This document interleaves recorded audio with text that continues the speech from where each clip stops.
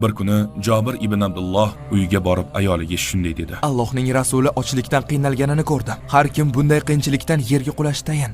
Uyda yeyishga nimadir bormi? Shunda ayoli dedi. Allohga qasamki, bizda mana shu echki va biroz arpadan boshqa narsa yo'q.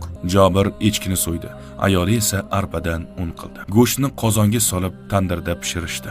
Jabir uyni tark etmoqchi bo'lib turganida ayoli shunday dedi. Rasulullohning qarshisida meni uyatga qo'ymang. U ko'p odam chaqirmaslikni nazarda tutgandi. Chunki tayyorlangan taomlari bir necha kishiga yetardi xolos. Jabir Rasulullohning oldlariga borib biroz taom tayyorlaganlarini aytdilar. Payg'ambar alayhissalom kelganlarida taom va non ustida baraka so'rab duo qildilar. So'ngra ichkarida sahobalarni 10 tadan kirishlarini buyurdilar. So'ngra nonni tandirdan o'z qo'llari bilan uzib, ustiga bir bo'lakdan go'sht qo'yib sahobalarga tarqatdilar. Sekin asta hammaning qorni to'ydi. Ammo na go'sht va na non kamayib